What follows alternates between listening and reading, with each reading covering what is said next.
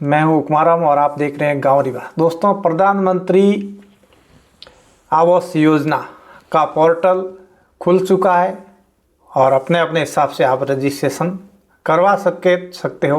जो शर्तें, जो मापदंड तय किए गए हैं वो आप सबके सामने हैं और आप सबको पता है। लेकिन क्या इस मापदंडों के हिसाब से किसी भी गरीब को, मजदूर को, किसान को क्या आवास मिल पाएगा?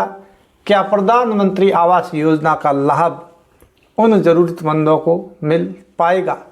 शर्तें बहुत ही वास्तव में यहाँ पर लिखा गया मापदंडों के हिसाब से 7.5 एकड़ ज़मीन। मैं बात करूँ बाड़मेर, जैसलमेर और बालोतरा, ये जो पश्चिमी राजस्थान का जो सरहदी इलाका है, यहाँ पर 7.5 एकड़ ज़मीन कोई मायने नहीं रखती है। आपका एक आधे से आधा हिस्सा प्लॉट का हो, उससे भी इसकी जो ज़मीन की जो रेट है वो बहुत कम है। और यहाँ पर बाड़मेर, जैसलमेर, बालोतरा और कुछ बीकानेर का जो हिस्सा है, यहाँ पर जो बालू रेत के जो दौरे हैं, यहाँ पर ये ज़मीन कोई काम की नहीं होती है। यहाँ पर इस बालू रेत के अंदर किसी भी प्रकार का अनाज नहीं होता है। माननीय मुख्यमंत्री जी ने पूरी जो हमारे राजस्थान के अंदर जितने भी ज़िले हैं उन सब की ज़मीन को एक मापदंड के हिसाब से तय किया। ये कतई जायज़ ठीक नहीं है, क्योंकि वास्तव में गरीब को, किसान को अगर आप प्रधानमंत्री आवास योजना के तहत उस व्यक्ति को पक्का घर मिले तो फिर वो मिलेगा कैसे? वास्तव में जो ज़रूरतमंद है, अगर किसी के पास समय हो तो वो खास करके उन इलाकों का सर्वे या फिर दौरा ज़रूर करे। बाड़मेर और जैसलमेर के सरहदी इलाकों का वहाँ आप जाकर देखें। लोगों के पास जो आपके दो मापदंड है, 7.5 एकड़ बीघा से हर एक व्यक्ति के पास शायद ज़मीन अधिक होगी, तो फिर लेकिन उनके घर देख लेना, उनकी आजीविका देख लेना, उनकी स्थिति परिस्थिति जो भी आप देख लेना।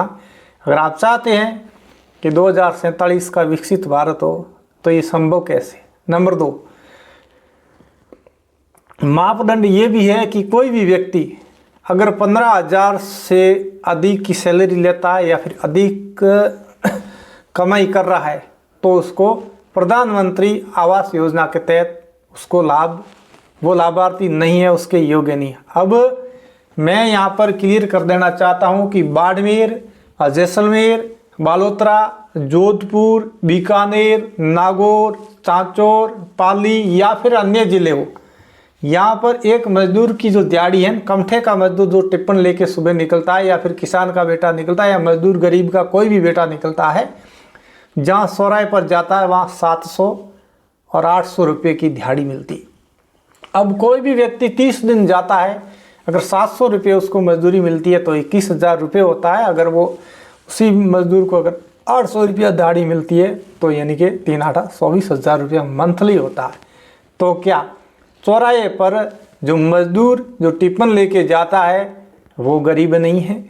एक मजदूरी करने वाला एक मजदूर आपकी नज़रों में गरीब नहीं है। हालांकि आपका जो नरेगा के तहत जो भी आपका पेमेंट होता है वो 230, 25, 30, 250 रुपये, जितना काम उतना दाम देते हैं, उस हिसाब से तो 15,000 नहीं होते हैं। लेकिन जो व्यक्ति कमठा मजदूर है वे 15,000 से हर कोई व्यक्ति अगर 30 दिन जाता है तो वो अधिक कमाता है। अगर उसको उतनी दाढ़ी तो कम से कम 700 और 800 ही मिलती है, ये कन्फर्म है, लेकिन उसको अगर 30 दिन काम मिल पाता है तो वो आपके इस मापदंड के हिसाब से, इस शर्तों के हिसाब से जो है वो व्यक्ति योग्य नहीं है। तो फिर आप आवास दोगे किसको? आप मजदूर को आवास देना नहीं चाहते हो, किसान के बेटे को आवास देना नहीं चाहते हो, गरीब को आवास देना नहीं चाहते हो, तो फिर आप, हमारा जो ये राष्ट्र है, भारत है, आपका सपना है माननीय प्रधानमंत्री नरेंद्र मोदी जी का कि 2047 में ये विकसित भारत होगा, ये विकसित राष्ट्र बनेगा, तो फिर बनेगा क्या? आपने यहाँ हमारे बाड़मेर, जैसलमेर को वास्तव में नज़दीकी से देखा नहीं। आपने सभाओं के अंदर देखा होगा, टेंट वगैरह सजे धजे और लोग भी सजे धजे देखे होंगे, लेकिन वास्तविक स्थिति से आप आज भी अनजान हैं। बड़ी बड़ी बातें कहने से, करने से, क्योंकि आजकल अच्छे वक्ताओं की कोई कमी नहीं है, अच्छी बातों करने वालों की कोई कमी नहीं है, लेकिन अच्छे काम करने वालों की ज़रूरत है, उनकी कमी है। और वास्तव में कहीं न कहीं जो कहा गया है वो किया नहीं है। 2013 का माननीय प्रधानमंत्री जी का भाषण हो या फिर उसके बाद जब भी आए है, उन्होंने यहाँ पर क्या वादे किए क्या नहीं किए सबको पता है, लेकिन आज उन पर 1% भी काम नहीं हुआ है। और उसके बावजूद ये जो मापदंड रखे गए हैं, जो पोर्टल खुला गया है, तो मेरे हिसाब से शायद कोई व्यक्ति लाभार्थी होगा। पहले जो 2 पहिया वाहन शायद इसमें इस बार तो नहीं लिखा हुआ है, 3 पहिया और 4 व्हील का जिक्र है। पिछली बार तो स्मार्टफोन और 2 पहिया वाहन, अब ऐसा फ़ोन किसके पास नहीं है? हर मजदूर, हर किसान, हर गरीब और हर महिला के पास ये फ़ोन है बात करने की। तो पिछले वाले जो मापदंड थे उस हिसाब से तो कोई भी व्यक्ति खरा नहीं उतर रहा था, लेकिन इस बार इस फ़ोन की तो शायद आपने वो उस मापदंडों के अंदर नहीं लिखा है और बाइक का भी नहीं जिक्र किया है।